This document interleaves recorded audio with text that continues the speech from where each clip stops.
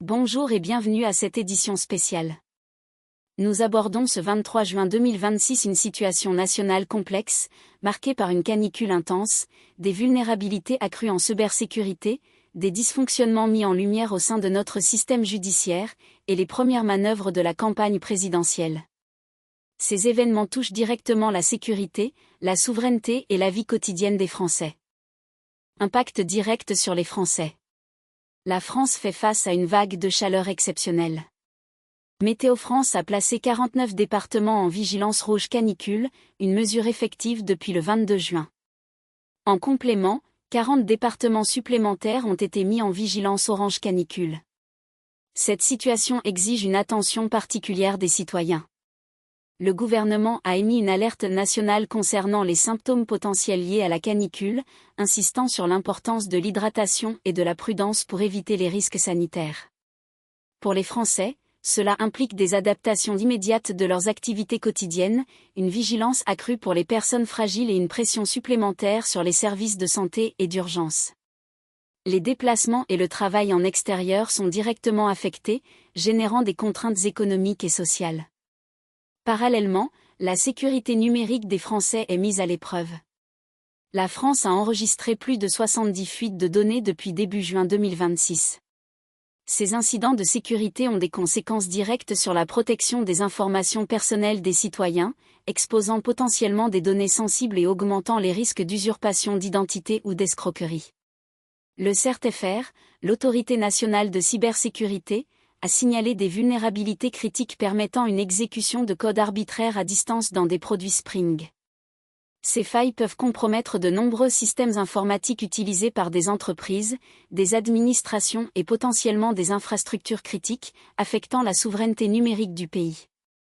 De plus, le CERT-FR observe une recrudescence des attaques ciblant spécifiquement les messageries instantanées des secteurs régaliens. Cette intensification des cyberattaques vise des entités gouvernementales et des services de l'État, menaçant la confidentialité des communications, l'intégrité des données officielles et la continuité des services publics, ce qui impacte la sécurité nationale et la confiance des citoyens dans les institutions. Sécurité émotionnelle. Notre système judiciaire est au centre des préoccupations, suite à des rapports pointant des dysfonctionnements dans des affaires sensibles. Le rapport d'inspection sur l'affaire Liana a été remis au Premier ministre ce lundi. Ces rapports soulignent des erreurs individuelles et des dysfonctionnements au sein de la justice. Des investigations ont révélé que la plainte déposée en août 2025 contre Jérôme Barella n'a pas été traitée comme une procédure prioritaire. Cette carence a des conséquences directes sur la confiance des Français dans leur système de justice, particulièrement en matière de protection des mineurs et des victimes. La mère d'Elias, Stéphanie Bonhomme, a publiquement demandé la démission de Jacques Boulard, président de la Cour d'appel de Paris, suite à ces révélations. Cette demande met en lumière les attentes d'exemplarité et de responsabilité de la part des plus hautes instances judiciaires, cruciales pour la cohésion nationale et la perception d'une justice équitable et efficace. Les faits avérés de négligence dans le traitement de plaintes sensibles interrogent directement la capacité de l'État à protéger ses citoyens les plus vulnérables. Dans un autre dossier très médiatisé, l'affaire Pilarski, Christophe Ellul, condamné à 4 ans de prison avec sursis pour la mort d'Elisa Pilarski, a fait appel de la décision. Cette procédure d'appel a une conséquence concrète immédiate, elle suspend l'euthanasie du chien Curtis, initialement ordonnée par la justice. Cette suspension prolonge l'attente et l'incertitude autour de cette affaire, qui a suscité une forte émotion publique. Elle illustre les délais et les complexités inhérentes au processus judiciaire français, et les impacts des décisions légales sur des aspects parfois inattendus, comme le sort d'un animal. Ces affaires judiciaires successives alimentent un débat sur l'efficacité et la réactivité de la justice, affectant la confiance collective des Français dans leurs institutions. Politique partisane. Dans le domaine politique partisan, le Sénat défend un budget de 50 milliards d'euros pour la défense, un chiffre qui souligne les enjeux liés à la sécurité et à la souveraineté nationale. Parallèlement, la scène politique française s'anime avec le lancement de la campagne présidentielle. Bruno Retailleau a tenu son premier meeting de campagne présidentielle au Parc Floral de Paris le 21 juin 2026. Cet événement marque le début officiel de sa candidature et la présentation de ses grandes lignes politiques. Lors de ce meeting, il s'est positionné comme le principal opposant. Cette affirmation vise à structurer le débat politique et à mobiliser un électorat autour d'une alternative claire à la politique menée actuellement. Le positionnement de Bruno Retailleau comme figure d'opposition majeure dans la course à l'Élysée aura un impact sur les thèmes abordés et les clivages qui se dessineront dans les mois à venir.